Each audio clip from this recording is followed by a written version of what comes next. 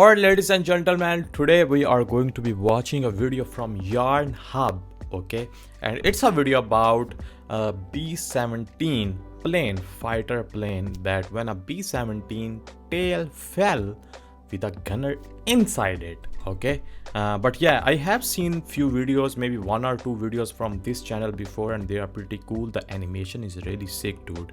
But yeah, let's watch this one from their channel again, and let's see what happened during this time in this story. It's November 29th, 1943, and in the tail of the B-17, Rikki Tikki Tavi sits tail gunner Jean Eugene Moran. What was that name? Rikki Tikki Tavi. And in the tail of B-17 Rikki Tikki Tavi, what the hell is that's made up name, right? Sits tail gunner Jean Eugene Moran. Okay. The B-17 Rikki Tikki Tavi sits tail gunner Jean Eugene Moran. Okay. There are over 300 planes in the air to target Bremen, a very heavily defended industrial city. With just 10 minutes to target, everyone nervously scans the skies when the inevitable call comes over the intercom. Okay. Landed, 12 o'clock high. The German pilots know if they can come in straight and level from the front, they'll avoid being hit by the top turret gunner and the ball turret gunner from the planes they're targeting. A staffel of Bf-110s comes straight onto the formation. They're carrying a new weapon, 21-centimeter Werfergranate mortar rockets. The 110s release a barrage that streaks towards the box formation of flying fortresses. In the pilot seat of Rikki Tikki Tavi, the 21-year-old pilot, First Lieutenant Linwood Langley, barely has time to register what's happening as a rocket streaks by sick the animation. cockpit, barely missing him. Sick animation. Tail to crew. 1 is down. Oh, one is down. First the rockets, then the guns. The Bf-110s are now in range. Oh, they are going for them, huh? All they have. Okay. As the 110s roar by, Navigator Second Lieutenant Jesse Orison is ready with the cheat gun. In a moment, the enemy have gone past. Damn. But at the back, Jean is ready and peppers the 110s as they fly straight on and then peel off in pairs. Okay. Squinting in the distance, he sees small dots. There's more. Oh, they are coming. 5 o'clock high. He shouts as roaring in from above and behind Ooh, those are so more German many. planes than Jean has ever seen. Yeah, dude. Those are a lot. Bf-109s and the dreaded Butcher Bird Oh. FW-190s. Okay. Two different Then type of plane there's mode. mayhem as the world becomes a mass of whirling planes and tracer fire. That is Too crazy. many. Yep. Empty shell casings pool on the floor of the fort as all the gun positions send as much lead as they can towards the enemy. Level. The intercom is awash with the gunners calling out the positions. 12 Yep. o'clock high. I got one. I think they're peeling off. Watch out for flak. Then, a dirty cotton wool puff is seen exploding ahead. Flak. 11 o'clock low. The sky is covered in 88mm flak. Damn. Some of the German planes peel off, but others don't seem to care about the flak and just press on their attack. The B-17s are buffeted about as the flak explodes all around them. The Whoa. American planes are hit and go down. Okay. Moran can see them fall out of formation and drift behind and below. Pilot to bombardier. Curtis, you ready to drop them? Yes, sir. Bombay doors coming open. The bomb bay doors are Bomb open. door. Bomb bay door. They wait nervously for the lead plane to drop their ordnance. Whoa. Just drop the damn bombs, will you?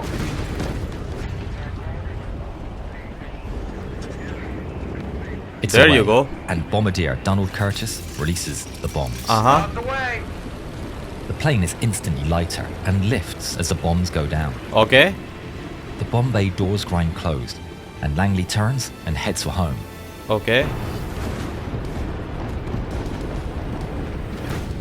The flak slowly and mercifully peters out.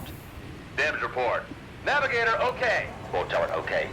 Only some holes in the wings and fuselage. Looks like we're fine, Lieutenant. The captain's amazed. Fortresses are tough. The pressure looks good. The 4 engines are seemingly unaffected and running well. Okay. And relief washes over the crew. Yeah.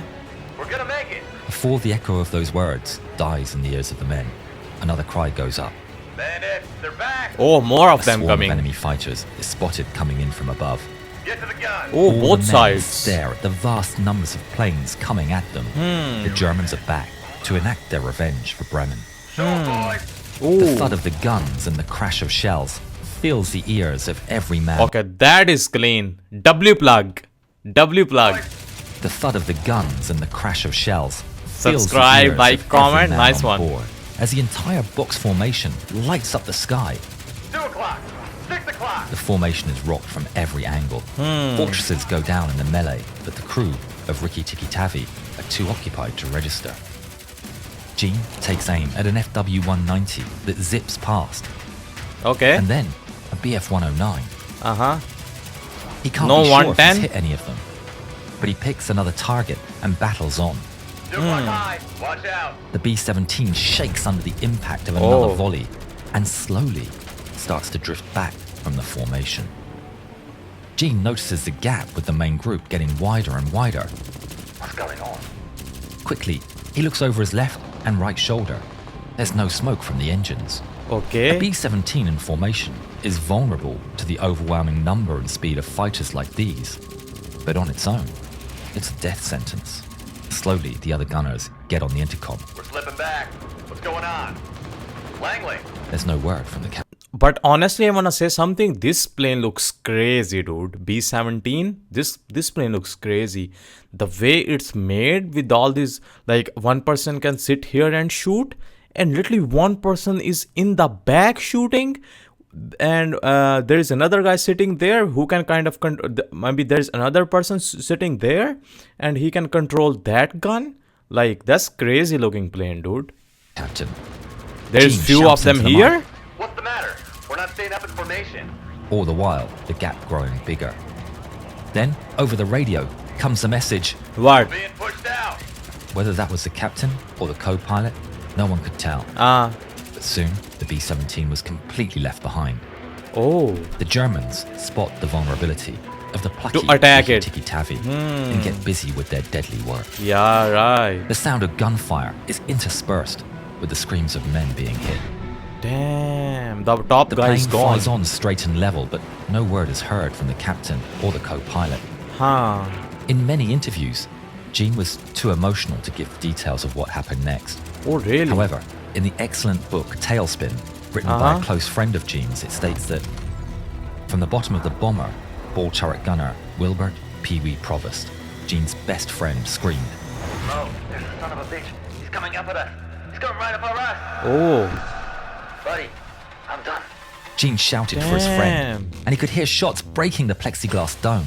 Oh. There's a scream over the intercom, and a twin-engine Messerschmitt fighter flies up and passes the rear of the bomber, right in front of Gene's guns. Wow. Whoa. Gene's 50 cals ring out at the German fighter and find their mark. Uh-huh. It goes down? Smoke trails from the stricken machine, and it falls out of view. Okay. Is No he the more is only ever one heard left? From the ball turret gunner. Ah. At that Oh, moment, there's another one. a BF-109 pulls up alongside. Gene tries to swing his guns to the right to take him out, Uh-huh. but the German knows the B-17's arc of fire and stays just outside of the danger zone. Okay, good for him. Gene locks eyes with the pilot. Then the German gestures. He points at Gene, then points at the ground. Gene just stares back. The German repeats the gesture, and Okay. then it strikes Gene that he is being given a chance. Yeah, I think so they are saying him, bro, you better go back down. You know? We are giving you a last chance. This is a warning. Hello. It's a warning. Go back down. Otherwise, we're gonna, GG's. We're gonna get you too, buddy, I guess. A chance to bail. Yeah. Was he the only one left? Had Maybe. the remaining crew died or bailed already? He can see the other German planes waiting in the distance. Damn. It's literally a life or death decision. Just go down. Gene would never get to make that decision. Oh. The temporary truce is shattered by the crack of gunfire. Someone on Rikki Oh. Tikki Tavi is still alive Nah, that's sick. That's sick. That's sick twist. I like that. and is shooting at the German. He's like, nah, we ain't going down. He was like being sneaky, silent, like everybody thought he's the only one left. The pilot is the only one left, but the guy maybe was hiding. The guy who's shooting right now, and he was like, let them come together, and then at once I'm gonna start shooting at them. Nice one. Whatever choice Gene had has now disappeared. In a moment, the Bf-109 turns and is gone. Oh. With that, the German planes move in en masse to deliver the killing blow. Okay. The tail section becomes a hailstorm of metal shards and Wow. shrapnel. Gene is thrown to the floor. Oh. He struggles back to his position and tries to fire, but it's no use. His Why? hands are jammed. Oh. He seems to be on autopilot, and despite his injuries, he gets to work on the gun. Okay. Hope fills him as he manages to get one gun to fire, Okay. just as more bullets slam into the plane and Whoa. into Gene. He lets out a cry of pain and anguish as both his arms are hit. But Damn. despite 2 broken arms, he manages Oh. to fire off a few more rounds before being hit in the chest, breaking several ribs. Damn. W. Gene, The man. tail gun position is now a scene of total devastation. The plane lurches and goes forward in its death throes. Uh-huh. Gene feels himself being pushed into his seat as the plane starts to hurtle downward. His parachute is shot up, but there's a spare near the tail wheel. Okay. He can see Bro. some of the crew, but they're laying motionless. Bro, There's this a animation gut-wrenching is groan amazing, as dude. metal tears. He can feel the floor beneath him move, almost like he's being pulled backwards. He grabs hold of anything he can, and he watches the sky appear, and then the main fuselage drop away from the tail. He desperately grabs the floor of the tail section and pulls with all his might. Screaming with pain into his mask, he watches with horror as he sees the Rikki-Tikki-Tavi sink below him. Oh, While man. he remains in the tail section. Oh. In the nose section, though, navigator Jesse Orison and the bombardier Donald Curtis fire their guns at the seemingly countless planes buzzing them. There's just too Damn. many, and they're too fast. Yep. Bullets strike the plexiglass, hitting Oh. Curtis and pushing him back into Orison. The plane is nose down. Yeah. Orison wrestles with Curtis's limp form and manages to get a parachute on him before the entire plexiglass nose shatters. Wow. And Orison is thrown from the plane. Jagged glass rips into his legs. He falls. Parachute. He pulls the ripcord, screaming with pain. It's then he sees the tail section of the Rikki-Tikki-Tavi. Oh, he's gonna save He him. remembered seeing the rudder and elevators fluttering as it whirled around and fell. Little did he know, his friend was still inside. Right. There were at least 3 eyewitnesses who watched the tail fall. Okay. Some more fanciful accounts even reported that Gene kept firing as he fell. But Wow. according to Gene, that did not happen. Okay. Inside So the maybe. tail, So that the force of spin is. So because of that force, something that the gun kept shooting the for force some of the reason. spin is tortuous. The speed of the spin and air pressure pins him into place, unable to move, and a red mist covers True, his vision true. as blood seeps into his eyes. That's crazy, The man. fall seems to take forever. The tail falls and falls, Man, will he get and saved or? eventually slams into trees with a violence that a living man should not feel. Man, oh boy. But Gene did. We survived. Through his damaged eyesight, Gene sees a light at the end of a tunnel. He crawls towards the light. He feels pain from his broken arms and can feel his fillings loose in his mouth. But still, he crawls towards the light, Damn. and then he falls. Oh. Miraculously, he finds himself on a forest floor.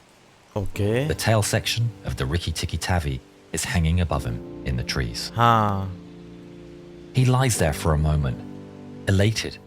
He survived, but not without injury. Yeah, but He lucky reaches though. up to his head carefully with his broken arms.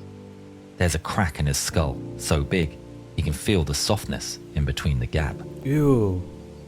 Shortly, he can hear voices, half expecting to be killed by locals who occasionally enact revenge upon the falling bomber crews. He was heartened to hear the voices speaking French. Oh, Expecting French. to find a dead man, French workers from a nearby camp and several German soldiers find Jean. Oh. He's dragged through the forest roughly and is transported to a camp where a Serbian doctor operates on Jean, putting a metal plate in his head to cover his exposed brain. Okay. Jean's injuries were not only physical though. While recovering in the POW hospital, he experiences frequent nightmares. Nightmares and everything. Eventually, Jean made a recovery from his injuries, and after the war, he was released and repatriated along with his lifelong friend and only other survivor, W, man. Jesse Orison. W. In 2022, 8 years after Jean's death, his friend, John Armbruster, released a tale. Oh, Jean died in 2022. Like, that's the real date that he died? But why in here he looks kind of old and Wait, what? Hold up. This was when? 1943. 8 years after Jean's death. Oh, 8 years after Jean's death in 2022. So he even died before 2022, Released dude. Tailspin, telling Jean's story. It's an excellent book that we very much recommend. That day, 8 members of the Riki Tiki Tawa crew lost their lives in action. Damn, RIP to these pilots, dude. Pilot? 21-year-old, 25-year-old. Yeah, young guys. All of them looked very young. Lieutenant Linwood Langley. Second Lieutenant Donald Curtis. Engineer, Technical Sergeant Walter Reed. Gunner, Sergeant Ederson King. Co-pilot, Berline Cipresso. Radio operator, okay, Samuel Amatuli.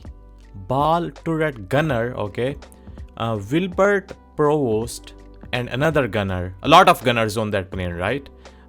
Edmund Suedo. Bro, RIP to the crew. But damn, crazy, man, crazy, honestly. Alright, like, bro, first of all, the animation, dude, just best animation I have ever seen. Like, in a video perspective, like on a YouTube video type animation, bro, best animation I have seen. It's like you are watching literally a 10-15 minutes video from Call of Duty game, something like that. Maybe it's better than Call of Duty animation, dude. Wow, the animation was the best. Like the way they put subscribe and everything in there as well, the way everything, like nothing looks like, nothing looks out of place. Nothing looks like, oh, there was a mistake, or his finger was a little bit like this, or his eyes were a little bit like this, Everything looks so real, dude, so real. The fighting, the guns, the shooting, the bombs, the sky, the smoke, when he fell, the people and everything, their actions and everything. Amazing, dude, amazing, for real. Love the animation. But on top of that, the story, how it's stored from start till the finish, amazing, dude. How it really shows how they were all in that one plane, how Germans came with different planes attacking them, and then Germans again came and they were giving him a sign to go down, or give up kind of, but someone was hiding there in the plane and they started shooting them again, and then other planes came, and the tail of the plane, which was B-17, fell, and in which there was a gunner, and RIP to him, and 8 members of Riki Tiki Tavi, that was a crew name, dude. But yeah, RIP to all of those young guys, young gunners, dude, young gunners, co-pilots, the operator, radio guys, engineers, man. But amazing video. I really like this video, for real. And I think so I have watched few videos from this channel before too, and I love those as well. It really talks about a lot of war and stuff, but mostly connected with the planes, or the air force kind of, you can say. But yeah, that's it for this video, and I'll see you guys in the next one.